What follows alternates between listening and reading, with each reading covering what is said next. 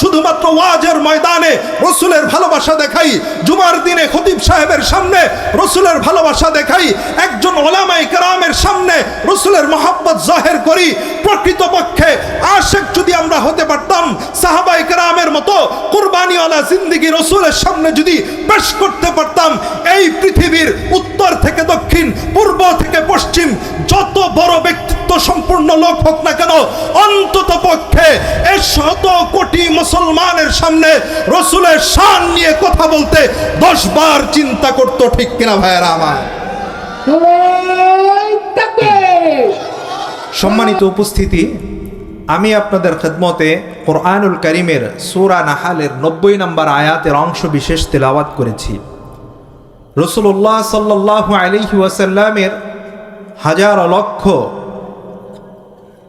পবিত্র হাদিস থেকে ঐতিহাসিক বিদায় হজের ভাষণে প্রদানকৃত গুরুত্বপূর্ণ একটি হাদিস পাঠ করেছি।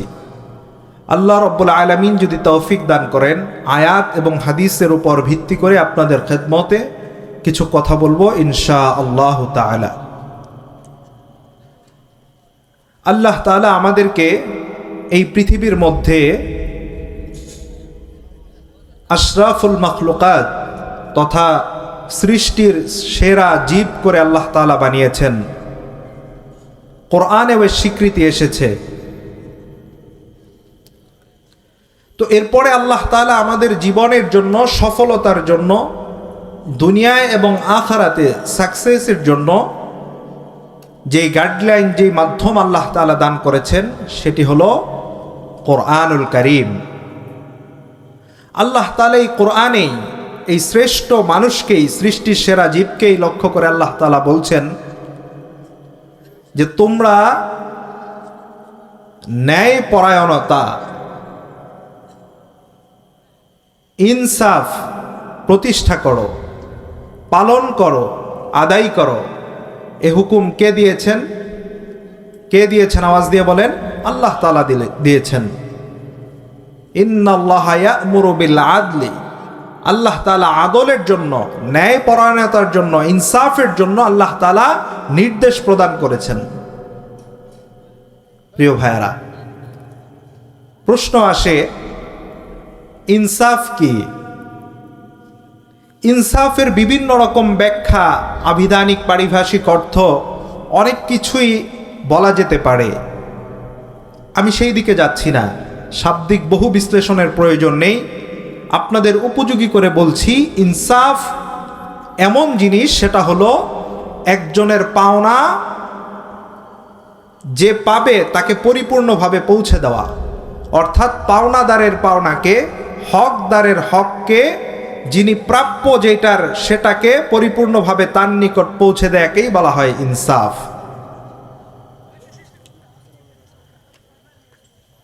তাহলে মানুষ তার কি কি দায়িত্ব রয়েছে, তার সাথে কার পাওনা দাওনা রয়েছে, আল্লাহ তাআলা কেন বললেন তোমরা ইনসাফ প্রতিষ্ঠা করো, ইনসাফ পালন করো? হ্যাঁ, এইখানেই আমাদের বোঝার বিষয়। মানুষদের মধ্যে যত স্তর রয়েছে, যত অবস্থা রয়েছে, সব অবস্থান থেকেই একজন আরেকজনের উপর পাওনা রয়েছে। শুধু তাই না, মানুষের বাহিরে যারা গত হয়ে গিয়েছে, মানুষ গত হয়ে গিয়েছে, নবী পয়গম্বর যারা অতিবাহিত হয়ে গিয়েছেন, তাদের সাথেও পাওনা দাওনার হিসাব রয়েছে। শুধু তাই না, আল্লাহর সাথেও বান্দার পাওনা দাওনার হিসাব রয়েছে। এই সব বিষয়ে আল্লাহ তাআলা ইনসাফ প্রতিষ্ঠার জন্য বলেছেন। ইনসাফ এই কথাটা, এই শব্দটা বিগত 2-3 বছর ধরে আমরা আরো বেশি বিভিন্ন মাধ্যমে শুনতে পাচ্ছি। রাজনৈতিক বড় বড় ব্যক্তিবর্গর মুখ থেকে শুনতে পাচ্ছি, সমাজপতি যারা, তাদের কাছ থেকে জানতে পারছি। মসজিদের খতিব সাহেবও আলোচনার মধ্যে ইনসাফের কথা বলেন, ওয়াজ মাহফিলে বক্তা সাহেবও আলোচনায় ইনসাফের কথা বলেন। সব জায়গায় ইনসাফ নিয়ে একটি আলোড়ন সৃষ্টি হয়েছে। তো ইনসাফের মূল বিষয়টা আমরা শুধুমাত্র একজনের সাথে আছে, আমার আশপাশের মানুষের সাথে আছে, আমার পরিবারের লোকজনের সাথে আছে, বিষয়টা এমন নয়, বরং বিষয়টি অনেক বিশাল এবং ব্যাপক। যে সন্তান রয়েছে, সন্তানের বাবার সাথে পাওনা দাওনা রয়েছে, এখানে ইনসাফ প্রতিষ্ঠা দরকার। যিনি পিতা আছেন তারও সন্তানের সাথে পাওনা দাওনা হক রয়েছে, এখানেও ইনসাফ প্রতিষ্ঠা দরকার। যিনি এখানে বাড়িওয়ালা আছেন তার আশপাশে যেই প্রতিবেশীরা আছেন তাদের সাথে তার পাওনা দাওনা হক রয়েছে, এইখানে ইনসাফ প্রতিষ্ঠা করা দরকার। যিনি শিক্ষক আছেন ছাত্রর কাছে তার হক রয়েছে, পাওনা দাওনা রয়েছে, শিক্ষকের জায়গা থেকে তার ইনসাফ প্রতিষ্ঠা করা দরকার। যারা ছাত্র রয়েছে তাদেরও উস্তাদের প্রতি, শিক্ষকের প্রতি পাওনা দাওনা হক রয়েছে, ছাত্রদেরও তাদের জায়গা থেকে ইনসাফ প্রতিষ্ঠা করা দরকার। যিনি দোকানদার ব্যবসায়ী ভাই আছেন তার জায়গা থেকে ক্রেতাদের প্রতি ইনসাফ এবং বিভিন্ন হক রয়েছে, এই বিক্রেতাকেও ক্রেতাদের জন্য ইনসাফ প্রতিষ্ঠা করা দরকার। যেনারা কাস্টমার এবং ক্রেতা রয়েছেন তারও বিক্রেতার প্রতি কিছু হক আমানতদারিতা, কিছু দায়িত্ব রয়েছে, কিছু পাওনা দাওনা রয়েছে, এগুলিও তার ক্ষেত্রে পরিপূর্ণ ইনসাফ করে প্রদান করা দরকার। যিনি সমাজের সমাজপতি রয়েছেন, মাতবর মরল রয়েছেন, তারও দায়িত্ব রয়েছে, তার অধীনস্থ যে সকল ঘর রয়েছে, পাড়া রয়েছে, গ্রাম রয়েছে, তাদের প্রতি হক প্রদান করা, পাওনা দাওনা প্রদান করা, ইনসাফ প্রতিষ্ঠা করা। অনুরূপভাবে তার অধীনে যারা আছে তাদেরও দরকার তার প্রতি হক প্রতিষ্ঠা করা। মসজিদের যিনি ইমাম এবং খতিব রয়েছেন তার দায়িত্ব রয়েছে মুসল্লিদের প্রতি তার যে পাওনা দাওনা সেগুলি প্রদান করা, তার যে হক রয়েছে সেগুলি প্রদান করা। অনুরূপভাবে মুসল্লিদেরও দায়িত্ব রয়েছে ইমাম এবং খতিব সাহেবকে উপযুক্ত পাওনা এবং তার যে হক সেটা প্রদান করে ইনসাফ প্রতিষ্ঠা করা। এই ধারাবাহিকতায় যদি বলতে চাই, আমাদের রাষ্ট্রের যিনি প্রধান রয়েছেন তারও হক রয়েছে, সরকার প্রদানের হক রয়েছে, পাওনা রয়েছে। তার অধীনস্থ যে সকল জনতা রয়েছে, জনগণ রয়েছে, প্রজারা রয়েছে, তাদের প্রতি ইনসাফ আদায় করা, হক প্রাপ্য পৌঁছে দেওয়া। তেমনিভাবে তার অধীনস্থ জনগণ যারা আছে, জনসাধারণ, তাদেরও দায়িত্ব রয়েছে সরকার প্রদানের প্রতি ন্যায্য হক, পাওনা, নিয়ম কানুন মানার মধ্য দিয়ে, পাওনা আদায়ের মধ্য দিয়ে সরকারের প্রতি যেই হক সেটা প্রদান করে ইনসাফ প্রতিষ্ঠা করা। ঠিক তেমনিভাবে আমরা যারা উম্মতে মুহাম্মাদি রয়েছি, শেষ নবীর শেষ উম্মত আমরা যারা আছি, এখানে আমি আর আপনি বসে আছি, আমাদের হক রয়েছে, দায়িত্ব রয়েছে, পাওনা রয়েছে। আমার আপনার নবী সৈয়দুল আম্বিয়া খাতামুন নবিয়্যিন মুহাম্মদুর রাসূলুল্লাহ সাল্লাল্লাহু আলাইহি ওয়াসাল্লামের উপর আমার আপনার অনেক পাওনা রয়েছে।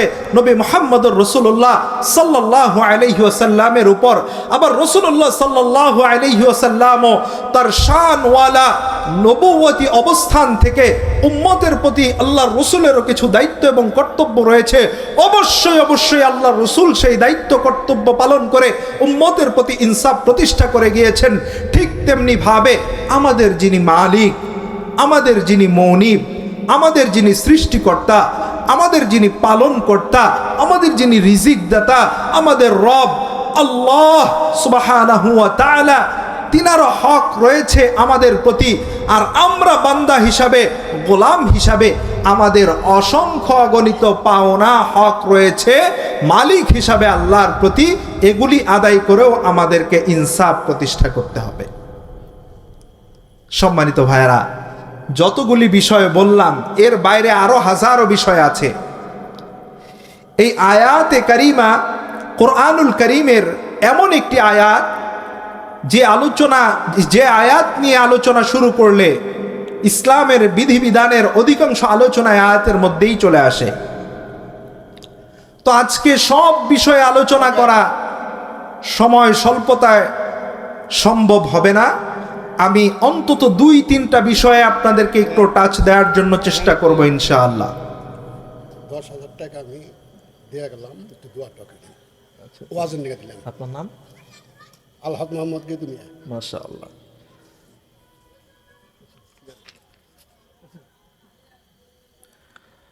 আলহামদুলিল্লাহ সুম্মা আলহামদুলিল্লাহ। আমাদের আজকের মাহফিলের সম্মানিত সহসভাপতি সাহেব হাজি গেদু মিয়া বিশিষ্ট দানবীর আমসিমুর আমাদের এই সম্মানিত মেহমান মাহফিলের উন্নতিকল্পে মাহফিলের জন্য 10,000 টাকা দিয়েছেন।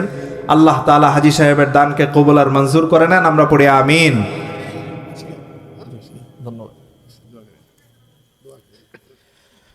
প্রিয় ভাইরা, যে কয়েকটা বিষয় আমি আপনাদের সামনে আলোকপাত করতে চাই, এর মধ্যে প্রথমে আমি বলতে চাই আল্লাহ তাআলার প্রতি বান্দাদের যে হক রয়েছে এই বিষয়ে একটু খেয়াল করে বুঝবেন। এখানে যারা আছেন আলোচনার প্রতি মনোযোগী হবেন, ইনশাআল্লাহ আল্লাহ তাআলা আমাদেরকে উপকৃত করবেন ইনশাআল্লাহ। বান্দা হিসাবে আমাদের জায়গা থেকে মালিকের জন্য, রবের জন্য আমাদের জায়গা থেকে পাওনা হলো এক কথায় আল্লাহ তাআলার হুকুমের আনুগত্য করা, আল্লাহ তাআলার হুকুমের গোলামি করা, মহান রবের পূর্ণ দাসত্ব করা, বান্দা হিসাবে বান্দার পরিচয় দেয়া, আব্দুল্লাহ হিসাবে আবদিয়াতের পূর্ণ স্বীকৃতি প্রদান করা, বান্দা হিসাবে আশরাফুল মাখলুকাত হিসাবে আল্লাহর প্রতি আমাদের পাওনা। তো আমরা যখন আল্লাহর এই পাওনাকে পরিপূর্ণভাবে প্রদান করব, তো আল্লাহর কি দায়িত্ব রয়েছে আমাদের প্রতি? আল্লাহর দায়িত্ব রয়েছে আল্লাহর হুকুম যদি আমরা পালন করি, আল্লাহর আনুগত্য করি, তাহলে জান্নাত প্রদান করা, জাহান্নাম থেকে মুক্তি দান করা, দুনিয়া এবং আখিরাতের সফলতা দান করা, এটা হলো আল্লাহর পক্ষ থেকে আমাদের জন্য দায়িত্ব। সম্মানিত উপস্থিতি, এখানে একটা প্রশ্ন জাগ্রত হতে পারে যে আমরা ইবাদতের মধ্য দিয়ে, আল্লাহর আবদিয়াতের মধ্য দিয়ে, গোলামের মধ্য দিয়ে, আনুগত্যর মধ্য দিয়ে আল্লাহর প্রতি ইনসাফ করলাম বান্দার জায়গা থেকে, তো আল্লাহ কি আমাদেরকে জান্নাত দিয়ে আমাদের আমলের বদৌলতে ইনসাফ করবেন কিনা? প্রথম কথা হলো আল্লাহ তো অবশ্যই ইনসাফ করবেন, কিন্তু ইনসাফের এই দরজা আল্লাহর জায়গায় আমি বলতে চাই না। কারণ ইনসাফের আরেকটা পর্যালোচনা তো এমন হয় যে আমি যেমন করছি তুমি সেমন করবা, আমি যেমন দিয়েছি তুমি তেমন দিবা, এইভাবে সমানে সমানে দেওয়া এবং ফেরত দেওয়া, গিভ অ্যান্ড টেক সমানে হলে একাংশে ইনসাফ বোঝায়। কিন্তু মহান রব্বুল আলামিন আমাদেরকে সৃষ্টি করেছেন, মহান রব্বুল আলামিনের রহমতের কারণে আমরা অনস্তিত্ব থেকে অস্তিত্বে এসেছি, শিশু থেকে কিশোরে কৈশোরে পৌঁছেছি, যৌবনে পদার্পণ করেছি, যৌবন থেকে দুনিয়ার ঘূর্ণি পাকে বার্ধক্যে উপনীত হচ্ছি। গোটা পৃথিবীতে আল্লাহ প্রদত্ত হাজার হাজার লক্ষ লক্ষ শুধু নয় অগণিত নাজ নিয়ামত আমরা ভোগ করছি। এই সব কিছু আল্লাহ তাআলা আমাদেরকে দিচ্ছেন ইনসাফ করে নয়, বরং ইহসান করে, দয়া করে, অনুগ্রহ করে। আল্লাহর দয়া সীমাহীন, আল্লাহর দয়ার কোনো ব্যক্তি নেই, সীমানা নেই। আল্লাহ তাআলা অসীম দয়ার সাগর। সুতরাং আমরা যদি চিন্তা করি আমাদের এই আল্লাহ তাআলার নির্দিষ্ট ইবাদতের মধ্য দিয়ে আমরা আল্লাহর কাছে জান্নাত পাবই পাবো, ইবাদতের বদৌলতেই পাবো, এইখানে আমি হক অনুযায়ী পাবো, আল্লাহ না দিলে আমার উপর বেইনসাফি করবে, আস্তাগফিরুল্লাহ, নাউজুবিল্লাহ। বান্দা হিসাবে এই বরাত্ত করার, গোলাম হিসাবে সামান্য ইবাদত নিয়ে এতটুকু পরিমাণ হক আশা, আল্লাহর প্রতি ইনসাফ বেইনসাফের প্রশ্ন ওঠানো একজন আদর্শবান গোলামের কাজ হতে পারে না। বিষয়টা একটা হাদিসের উদ্ধৃতি দিলে আরো স্পষ্ট হবে। রাসূলুল্লাহ সাল্লাল্লাহু আলাইহি ওয়াসাল্লাম সাহাবীদের সাথে আলোচনা করতে গিয়ে, ব্যাপার বোঝাতে গিয়ে হাদিসের মধ্যে বলেছেন যে এক ব্যক্তি 500 বছর ইবাদত করেছে, সর্বসময় আল্লাহ তাআলার গোলামির মধ্যে ছিল। তো আল্লাহ তাআলা তার ব্যাপারে ফয়সালা করেছেন, ফেরেশতাদেরকে বলেছেন যে যাও আমার এই আবেদ বান্দাকে আমার দয়া দিয়ে জান্নাতে প্রবেশ করিয়ে দাও। তো বান্দা বলতেছে, আল্লাহ আমি তোমার দয়া দিয়ে কেন জান্নাতে যাব? আমি তো 500 বছর ইবাদত করেছি, ইবাদতের বদৌলতে, ইবাদতের শক্তি দিয়ে, ইবাদতের সওয়াব দিয়ে আমি আমার হক জান্নাতে যেতে চাই। আল্লাহ তাআলা বলবেন, আচ্ছা তাই? ইবাদত দিয়েই যদি তুমি শুধু জান্নাত চাও, তাহলে আমি যে তোমাকে দুনিয়াতে আরো কত জিনিস দিয়েছি, সেগুলোর বদৌলতে তুমি আমাকে কি দিয়েছো, কি দিবে? তুমি 500 বছর ইবাদত করেছো, আরো যদি তুমি 500 বছর ইবাদত করতে, তোমার দুটো চক্ষু যেই চোখের আলো দিয়ে তুমি দুনিয়ার আলো বাতাস দেখেছো, দুনিয়ার নাজ নেয়ামত ভোগ করেছো, দৃষ্টির পরিতৃপ্ত হয়েছো তুমি, এটা কি তুমি পেতে? বান্দা বলে যে না, আমি পেতাম না। এবার আল্লাহ তাআলা বলছে যে যাও, তোমার 500 বছরের ইবাদত সমান সমান আমি যে দুটো চক্ষু দিয়েছিলাম, এই চোখ আর আমলের সমান সমান করে দিলাম। এবার আমি যে তোমাকে আরো কিছু দিয়েছি, কান দিয়েছি, নাক দিয়েছি, হাত দিয়েছি, সুন্দর চেহারা দিয়েছি, পিঠ দিয়েছি, পেট দিয়েছি, পা দিয়েছি, সুন্দর আকৃতির একটি পূর্ণ মানুষ হিসাবে দুনিয়াতে তোমাকে বানিয়েছিলাম। ওইগুলোর বদৌলতে তুমি আমাকে কি দিবে সেই জিনিস উপস্থিত করো। বান্দার অনুভূতি জাগ্রত হবে, বান্দা আল্লাহর কাছে নত স্বীকার করে বলবে, আল্লাহ, আমি আমার 500 বছরের ইবাদত দিয়ে জান্নাতে যেতে চাই না, আমি আপনার অনুগ্রহে, আপনার দয়ায়, আপনার কৃপায়, আপনার রহমতে জান্নাতে যেতে চাই। সুবহানাল্লাহ। এজন্য ভাইয়েরা, আল্লাহর প্রতি আমাদের যে দায়িত্ব রয়েছে, এই দায়িত্ব তো আমরা পূর্ণ আদায় করবই করব। আমি এই চিন্তা কখনো করব না যে আমি এত ইবাদত করি, আমি এত তাহাজ্জুদ পড়ি, আমি এত টাকা দান করি, এত টাকা সদকা করি। এই দাম্ভিকতা, এই আমিত্ব, এই বরত্ব, এই আমি ভাব, এ সকল কোনো কিছুই আনা যাবে না। আপনি যত বছরই ইবাদত করেন না কেন, আপনি আর কত বছর ইবাদত করেছেন বা করবেন? 70, 80, 100, 120, 130 এর উপরে নয়। এই দুনিয়াতে আপনার চাইতে আরো 4 ডাবল, 5 ডাবল, 10 ডাবল আবেদ আল্লাহর দরবারে ইবাদত করেছে, ধারাবাহিকভাবে ইবাদত করেছে, দান সদকায়, বদান্যতায়, উদারতায় আপনার চাইতে অনেক বড় বড় মানুষ গত হয়ে গিয়েছে আল্লাহর জমিনে। আল্লাহর জন্য জীবন বাজি রেখে আরো অনেক মানুষ আল্লাহর প্রিয় হয়ে গিয়েছে। সুতরাং আমাদের সামান্য আমল দিয়ে, আমাদের সামান্য আখলাক নিয়ে, আমাদের সামান্য দান নিয়ে, আমাদের সামান্য কুরবানি নিয়ে এত গৌরব করার কোনো কিছু নয়, বরং আমরা যত ইবাদতই করব না কেন, যত আল্লাহর আনুগত্যই করব না কেন, সব সময় আল্লাহর রহমতের আশায় নিচু হয়ে থাকব, আল্লাহর কাছে রহমতের আশা করব।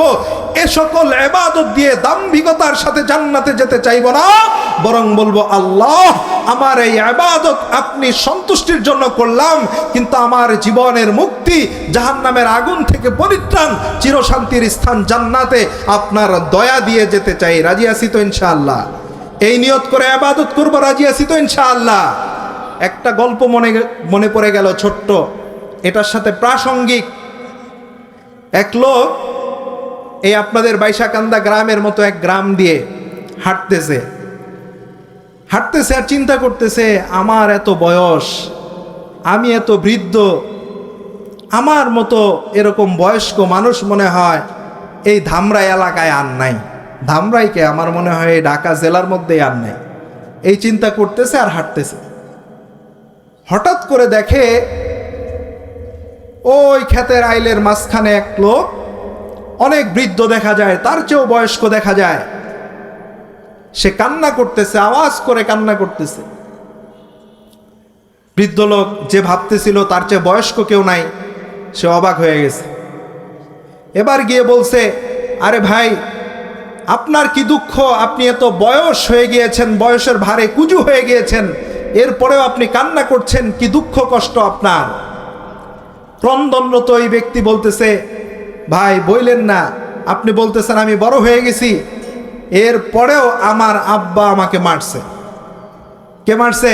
আমার আব্বা আমাকে মারছে। ওই বৃদ্ধ লোক এবার আরো আশ্চর্য হয়ে গেল, আরে আমি চিন্তা করলাম আমার চেয়ে বয়স্ক আর কেউ নাই, এখন দেখি আমার চেয়ে বয়স্ক একজন হাউমাউ করে কান্না করছে। কান্নার কারণ জিজ্ঞাসা করলাম, তিনি বলছে তার পিতা তাকে মারছে। ভাই চলেন তো দেখি, আপনি তো বড় হয়ে গেছেন, বৃদ্ধ হয়ে গেছেন, এরপরেও আপনার আব্বা আপনাকে কেন মারলো, একটু যাই দেখি, চাচার কি দুঃখ। চলেন। গেছে ছেলেরে নিয়ে বাবার কাছে, চাচা বাড়িতে আছেন? হ্যাঁ আছি, কে? আসেন। আপনার এত বড় বৃদ্ধ ছেলে, আপনি তারপরেও তাকে মারলেন, কারণ কি? ওরে আরো 2টা দেওয়ার দরকার। কখন কইছি ওর দাদার একটু উক্কা ধরাই দেও, দেয় নাই, না দিয়ে এলাকায় ঘুরতেছে, ওরে আরো 2টা দেওয়ার দরকার। বলছে, আরে এর দাদাও আছে? হ্যাঁ, এর দাদাও আছে। তখন ওই বৃদ্ধ লোকের হুঁশ আসছে, আরে আমি যে চিন্তা করতেছি আমার চেয়ে বয়োবৃদ্ধ আর কেউ নাই, এখন দেখি আমার চেয়ে বয়োবৃদ্ধ আরো আছে, শুধু তাই না তার বাবাও আছে, শুধু বাবা না তার দাদাও আছে। প্রিয় হাজিরিন, ছোট্ট গল্পের উদ্ধৃতি দিয়ে আপনাদেরকে বুঝাতে চাইলাম, আমরা অনেক সময় আমল করে, আমরা অনেক সময় দান সদকা করে, আমরা অনেক সময় ইসলামের সামান্য কাজ করে, আমরা অনেক সময় কোরবানি করে চিন্তা করি আমার চেয়ে বড় দানবীর মনে হয় দামরাই জেলায় কেউ নাই, ধামরাই থানায় কেউ নাই, আমার চেয়ে বড় দানবীর মনে হয় ঢাকায় কেউ নাই, আমার চেয়ে বড় আবেদ মনে হয় বাইশাকান্দায় কেউ নাই। না, এই চিন্তা করা যাবে না। হয়তো আমার চেয়ে আরো অনেক বড় আবেদ রয়েছে, তার চেয়ে অনেক বড় দানশীল রয়েছে, তার চেয়ে আরো বেশি কোরবানি করেওয়ালা মানুষ রয়েছে। এজন্য অহংকার, আমিত্ব, অহমিকা, দাম্ভিকতা এ সকল কিছুর স্থান ইসলামের মধ্যে নাই। সব সময় নিচু হয়ে আল্লাহর রহমতের আশা করতে হবে। প্রিয় ভাইরা, সময় খুবই কম, আমি আর 2-1 মিনিট কথা বলে 2-1টা উদ্ধৃতি দিয়ে শেষ করে দিচ্ছি। আল্লাহর হক বললাম বান্দার ক্ষেত্রে। 2 নাম্বার হলো রাসূলুল্লাহ সাল্লাল্লাহু আলাইহি ওয়াসাল্লাম আমাদের নবী, আমাদের হৃদয়ের স্পন্দন, আমাদের প্রাণিধিক প্রিয়। এই রসুলের প্রতি আমাদের কিছু হক রয়েছে। সংক্ষিপ্ত আকারে যদি বলি, উম্মত হিসাবে, উম্মতের জায়গা থেকে, আমাদের জায়গা থেকে আল্লাহর রসুলের প্রতি আমাদের যে পাওনা দাওনা রয়েছে, এই পাওনা পরিশোধ করে যদি আমরা রসুলের প্রতি উম্মত হিসাবে ইনসাফ প্রতিষ্ঠা করতে চাই, তাহলে আমাদেরকে আল্লাহর রসুলের ইত্তেবা করতে হবে, রসুলের অনুসরণ করতে হবে, রসুলের আদর্শ পরিপূর্ণভাবে মানতে হবে। আমরা যদি এই ইনসাফ রসুলের প্রতি প্রতিষ্ঠা করতে পারি আমাদের জায়গা থেকে, তাহলে আল্লাহর রসুলের দায়িত্ব রয়েছে, জিম্মাদারি রয়েছে, কমিটমেন্ট রয়েছে। আল্লাহ রসুল সাল্লাল্লাহু আলাইহি ওয়াসাল্লাম পরিপূর্ণ ইত্তেবা করনেওয়ালা উম্মতকে হাসরের কঠিন ময়দানে শাফাআত করবেন। সুবহানাল্লাহ বিহামদিহি। উম্মতের জায়গা থেকে আমাদের করণীয় ইত্তেবা, রসুলের শানের জায়গা থেকে রসুলের সাল্লাল্লাহু আলাইহি ওয়াসাল্লামের দায়িত্ব হলো শাফাআ। সুতরাং ভাইয়ারা, আল্লাহ রসুলের পূর্ণ ইত্তেবা অনুসরণ করে উম্মত হিসাবে রসুলের প্রতি ইনসাফ প্রতিষ্ঠা করতে রাজি আছি তো ইনশাআল্লাহ? কথা বলে না, রাজি আছি তো ইনশাআল্লাহ? হ্যাঁ, পূর্ণ রাজি থাকতে হবে।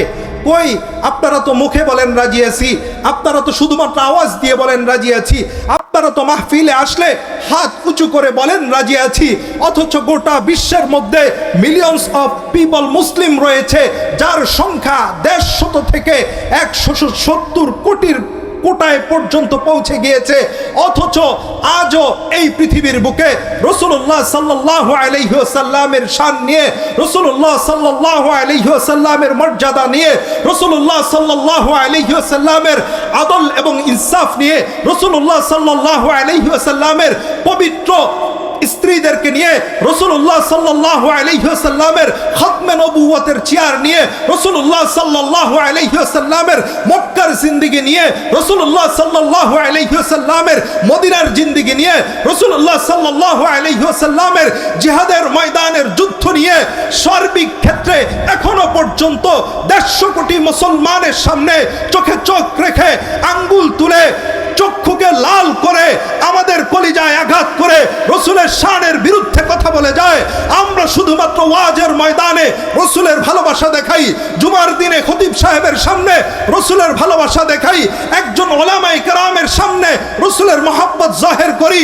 প্রকৃতপক্ষে আশিক যদি আমরা হতে পারতাম, সাহাবায়ে কেরামের মতো কুরবানিওয়ালা জিন্দেগি রসুলের সামনে যদি পেশ করতে পারতাম, এই পৃথিবীর উত্তর থেকে দক্ষিণ, পূর্ব থেকে পশ্চিম যত বড় ব্যক্তিত্ব সম্পূর্ণ লোক হোক না কেন, অন্তত পক্ষে 100 কোটি মুসলমানের সামনে রসুলের শান নিয়ে কথা বলতে 10 বার চিন্তা করত। ঠিক কিনা ভাইয়েরা আমার?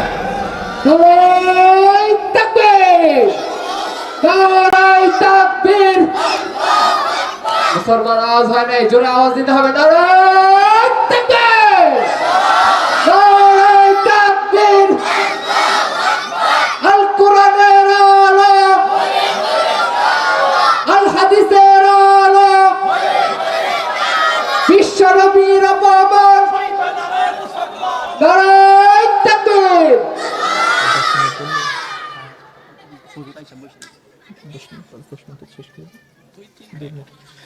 সম্মানিত হাজিরিন, আল্লাহর হক, রাসূলুল্লাহ সাল্লাল্লাহু আলাইহি ওয়াসাল্লামের হক নিয়ে বললাম। এরপরে নিজের ব্যক্তি জীবন থেকে নিয়ে শুরু করে প্রত্যেকটা পর্যায়ে ইনসাফ এবং আদল নিয়ে কথা বলা যাবে। আমি শেষ করে দিচ্ছি, আরেকটা বিষয় আলোকপাত করে শেষ করে দিচ্ছি। যত স্তরে ইনসাফ প্রতিষ্ঠার কথা রয়েছে, ঠিক তেমনিভাবে একটা স্তর রয়েছে, যিনি রাষ্ট্রপ্রধান হবেন, যিনি রাষ্ট্রের প্রধান হবেন, তিনি ইনসাফ প্রতিষ্ঠা করবেন তার জনগণের উপর। জনগণের দায়িত্ব হলো তার কমন মেনে, কথা মেনে তার অধীনস্থ যে রাজত্ব রয়েছে, এলাকা রয়েছে, সেইখানে পদচারণা করা, জীবনযাপন করা। আল্লাহ রাব্বুল আলামিন পবিত্র কোরআনে বলেছেন, কুল আতিউল্লাহ ওয়া আতিউর রাসূল ওয়া উলিল আমরি মিনকুম, তোমরা তোমাদের যারা উপর পর্যায়ে রয়েছে তাদের হুকুমকে মানো, কিন্তু তুমি কতক্ষণ মানবে? যতক্ষণ পর্যন্ত আল্লাহর হুকুমের বাইরে তোমার উপরস্থ নেতার, তোমার উপরস্থ অফিসারের, তোমার উপরস্থ মানুষের হুকুম না যাবে, ততক্ষণ পর্যন্ত তুমি তার হুকুম মানবে। যখন তার হুকুম আল্লাহর হুকুমের বাইরে যাবে, সে তোমার পিতা হতে পারে, সে তোমার নেতা হতে পারে, সে তোমার ওসি হতে পারে, সে তোমার ডিসি হতে পারে, সে তোমার এমপি হতে পারে, সে তোমার মন্ত্রী হতে পারে, সে তোমার প্রধানমন্ত্রীও হতে পারে। আল্লাহর হুকুমের বাইরে যদি তোমাকে কোনো কাজ করার হুকুম দেয়, সেই হুকুম তোমার মানা যাবে না। সেইখানে এই হুকুম না মানাই হলো ইনসাফ। এমন পর্যায়ে ওই উপরস্থ মানুষের এই হুকুম না দেওয়াই হলো ইনসাফ। ইনসাফ মানে শুধু এইটা না, আপনি আমার কাছে টাকা পাবেন, সেই টাকা প্রদান করলাম। ইনসাফ মানে শুধু এইটা না, আপনার সাথে আমি একটু ভালো ব্যবহার করলাম। বরং ইনসাফ তো ইসলাম শিখায়, কোনো বাসে আপনি বসছেন, আপনার পাশের সিটে যে আছে, পুরো সিট যদি হয় 3 ফিট, আপনাকে নিতে হবে 1.5 ফিট, তার জন্য ছেড়ে দিতে হবে 1.5 ফিট। সেইখানেও যদি আপনি 10 ইঞ্চি জায়গা বেশি দখল করে বসেন, এজন্য ওই মানুষের কষ্ট হয়। আপনি চলার পথে তার ইনসাফ নষ্ট করলেন, আপনার প্রতিবেশীর জমিন ঠেকিয়ে বৃক্ষরোপণ করলেন, এখন ওই গাছ তার সীমানায় যায় না। চিন্তা করলেন 10 বছর পরে গাছ মোটা হবে, তাজা হবে, বড় হবে, আর তার জমিনে ঢুকবো, এই সুবাদে তার জমিনের 2 হাত আমি নিয়ে নেব। এইখানে আপনার প্রতিবেশীর সাথে বেইনসাফি করলেন। ও মুসলমান, আমরা যদি ব্যক্তি পর্যায় থেকে ইনসাফ প্রতিষ্ঠা শুরু করতে পারি, রাষ্ট্র পর্যায় পর্যন্ত অবশ্যই ইনসাফ পৌঁছে যাবে। আমি প্রতিনিয়ত সৌদি আরবে যাই, গত কয়েকদিন আগে মিশর সফর থেকে আসলাম। মিশরের পরিস্থিতি তো এরকম, সাধারণ জনতা মুখে শুধু নাম নিবে ব্রাদারহুড, ইখওয়ানুল মুসলিমিন, এটা শুধু বলবে, এটাতেও তারা ভয় পায়। তাদের এই স্বাধীনতা, তাদের বলার যে বাক স্বাধীনতা, তাদের জায়গা থেকে তাদের রাইট বলার যে পজিশন রয়েছে, এটাকে হরণ করে রাখা হয়েছে। এটা একটা জুলুম, ইনসাফের বাইরে। সৌদি আরবে একই অবস্থা, জুলুম করতেছে ইনসাফের বাইরে। বাংলাদেশের যারা রয়েছে তাদেরকে আমি আখিরি পয়গাম দিয়ে শেষ করতে চাই, আপনাদের জায়গা থেকে জনতার জন্য যে সকল বিষয় রয়েছে, ইনসাফ প্রতিষ্ঠার মধ্য দিয়ে নিজের দলের নেতা কর্মীকে আগে ইনসাফ শিখিয়ে পরবর্তীতে সাধারণ জনতার উপরে ইনসাফ প্রতিষ্ঠা করুন। অন্যথায় আজ না হোক কাল বেইনসাফি করার জন্য জনতার আদালতেও দাঁড়াতে হবে, আল্লাহর আদালতেও দাঁড়াতে হবে। শেষ কথা, আজকে একটা রায় হয়েছে, আমরা দেখেছি। আবু সাইদকে হত্যা করা হয়েছিল ছাত্র আন্দোলনের প্রথম দিকে, রংপুরের আবু সাইদকে, যেই হত্যাকাণ্ডের মধ্য দিয়ে সারা বাংলাদেশে আন্দোলনের দাবানল ছড়িয়ে পড়েছিল। মানুষ থেকে মানুষে, ঘর থেকে ঘরে, ছাত্র থেকে অভিভাবক, শিক্ষক থেকে প্রফেসর, আলেম ওলামা থেকে নিয়ে শুরু করে মুসল্লি, সর্বস্তরে জুলাই আন্দোলনের দাবানল ছড়িয়ে পড়েছিল আবু সাইদকে কেন্দ্র করে। আবু সাইদকে যখন হত্যা করা হয়েছিল, যারা হত্যা করেছে, যারা নির্দেশ দিয়েছে, তখন তারা মনে করেছিল এমন হত্যা তো গত 15 বছর কতই করলাম, কিছুই হলো না, এখনো মনে হয় কিছু হবে না। উপরের অফিসার চিন্তা করেছে, কোন নেতার হয়তো নির্দেশ পেয়েছে, যারা নিচের ফিল্ড পর্যায়ের অফিসার রয়েছে, এএসআই, এসআই, কনস্টেবল, তাদেরকে নির্দেশ দিয়েছে। বাস রাজপথে ইনসাফ প্রতিষ্ঠার জন্য যারা লড়াই করেছে, এমন তাগড়া যুবক আবু সাইদকে নৃশংসভাবে, দিবালোকে, কঠিনভাবে হত্যা করা হলো। আজকে কালায়ের পরিবর্তনে কি হলো? 2 বছর মাত্র হলো, আজকে দেখলাম আমরা আসামির ফাঁসির রায় হয়েছে। আর এই আসামি কি বলছে? মাতম করছে, আহাজারি করছে আদালত প্রাঙ্গণে, আর বলছে আমি কিছু করি নাই, আমার দোষ না, আমাকে যারা হুকুম দিয়েছে তাদের দোষ, আমি ছিলাম হুকুমের গোলাম। তখন সে বেইনসাফি হুকুমকে পেয়ে আল্লাহর চিন্তা করে নাই, ন্যায় ও ইনসাফের চিন্তা করে নাই। সময়ের পরিবর্তনে আজকে ঠিকই সাজার কাঠগড়ায় চলে এসেছে, তার হুকুমদাতাদেরও একই অবস্থা হবে। এজন্য ভাইয়েরা, আজকে আমার অবস্থান আছে, কালকে নাও থাকতে পারে। আমরা সব জায়গায় সব সময় ইনসাফ প্রতিষ্ঠা করব। ব্যক্তি জীবন থেকে রাজনৈতিক পর্যায় পর্যন্ত আল্লাহ রাব্বুল আলামিন ইনসাফ প্রতিষ্ঠা করে, আদল প্রতিষ্ঠা করে, ন্যায়পরায়ণতা প্রতিষ্ঠা করে, প্রত্যেকের হককে প্রত্যেককে বুঝিয়ে দেওয়ার মাধ্যমে দুনিয়ার জিন্দেগিতে ভালোভাবে চলার তৌফিক দান করেন, আমরা পড়ি আমিন। আখিরাতেও মুক্তি দান করেন, আমরা পড়ি আমিন। ওয়া আখিরু দাওয়ানা আলহামদুলিল্লাহি রাব্বিল আলামিন। আসসালামু আলাইকুম ওয়া রাহমাতুল্লাহ।